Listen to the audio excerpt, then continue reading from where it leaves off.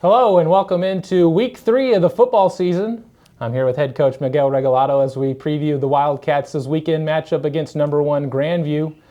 Coach, coming off of a tough outcome here this past weekend on Saturday, what was your takeaways from the game? What did you think of your team's performance against a tough Statesman side on Saturday?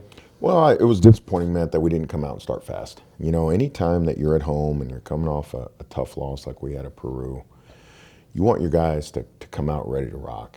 And I thought that Peru came out ready to rock, and we didn't. And they took the ball down, they drove it, and the second they did that, you could just kind of feel like, okay, we're going to be in a ball game, the crowd's out of it now, we're going to scratch and claw our way back. They were able to run the ball efficiently. We were not. Neither team turned the football over. Neither team really was that great throwing the football, so it was a real similar game.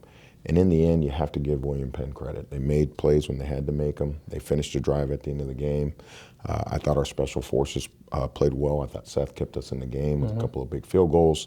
But we've got to be more aggressive throwing the football on offense. We've got to find a way to run the football a little bit better. And I think we'll find some ways to do that this weekend. Yeah, you mentioned it there a little bit, the no turnovers in the game on Saturday. Uncharacteristic of our defense between first 2 games here, no turnovers, no sacks. What's the steps the defense needs to take to kind of regain that identity of being able to force turnovers on a consistent basis? You know, Coach Pauly and his crew are coaching their butts off. You know, they really are. And you know, and I keep, Coach Pauly says, Coach, you're not allowed to say they're young anymore. They've played 2 games. Yeah. And I remind him, I say, Coach, listen, I know they've played 2 games, but it doesn't change the fact that we are young. And that's what it is, Matt. They're going to continue to grow up. We're making very uncharacteristic mistakes. We're usually a very, very good tackling football team. We are not right now, but they will continue to get better. You know, and that's what I keep coming back to is this team is going to get better as the year goes on. I had to pull them into a meeting on Monday morning and remind them with some film that they're not a bad football team. We're just doing some really, really dumb young things. And they'll continue to grow up, and I'm looking forward to seeing them take another step to getting better this weekend. Yeah, kind of flip side of that then is offensive side of things. You know, not kind of used to getting some of those turnovers, the defense putting up points for you guys. Now offense having to kind of create their own spark. What does the offense need to do now that they're maybe not getting some of these short fields from the defense? What can they do to kind of spark themselves? We got to finish. You know, Matt, that was one of the things I talked about Monday morning.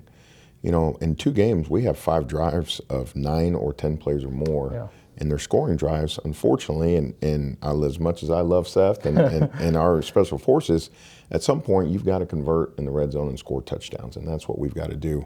You know, on Saturday at halftime, Truman was 11 for 11. He was very efficient, but we need to push the ball down the field more. He knows that. I know that.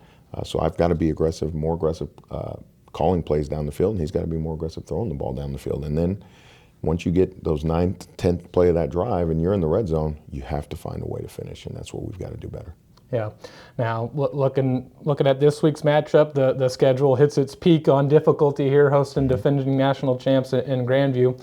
What's the message and what's the focus been this week in practice as you're heading into another tough matchup on Saturday? You know, it's been an interesting week of practice. Our weather app that we use here has told us, hey, you're not going to get them in the afternoon.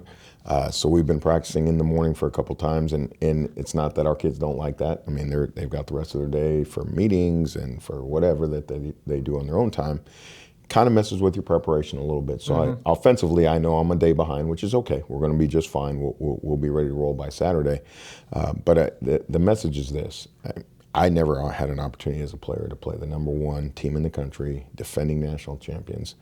If that doesn't get you excited, then we got the wrong people in the room. So my message to our football team is we've got a great opportunity here to show that Baker football is not dead and buried, that we do have a pulse and that we are going to fight, and that's what I'm hoping to see on Saturday. Yeah, we're getting ready to talk to him here in a little bit, but kicker Seth Simpson, 4 field goals away from breaking the all-time record here at Baker, a record that stood with Clarence Clark and Derek Durfler to hold the record. What's Seth meant to this program in his illustrious career here, and how special has it been to have him as a player? You get spoiled with Seth. You get spoiled with Baker Special Forces, man. I don't know what it is here. You know, Coach Pauly calls us linebacker U. I call us Special Forces U. I mean, we seem to to always have somebody that's a really good snapper, a really good kicker. Lefty has just continued that tradition. You never know he's here. He's kind of just in the background, but the second you call his number, he comes out and he delivers.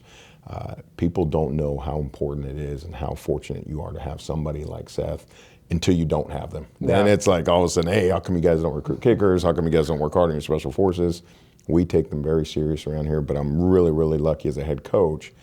I don't have to tell those guys, hey, get out early, get going. You know, sometimes with specialists that don't take their job serious, you have to remind them every single day, yeah, our guys are out there before anybody else. They're working. Chris Brown, Jordan Hall, lefty, Gonzo, and then we've got a really good young punter in Cody Gass. I mean, it's just, those guys are incredible. So we're really, really fortunate. I had no idea he was that close to the record until you told me. Yeah. So we're going to let it come naturally. We're not going to force it, but when he comes out, he will deliver. Yeah, looking forward to seeing that here. Get broken here in the next few weeks, hopefully. It's gone 130 for 133 extra points. Only 3 extra points missed in his career. So unbelievable. Great stuff from Seth. Appreciate it, Coach. Good luck on Saturday against the so Vikings. Much. Make sure to tune in to the Urban Edge Network on Saturday at 11 a.m. as the Wildcats take on top-ranked Vikings.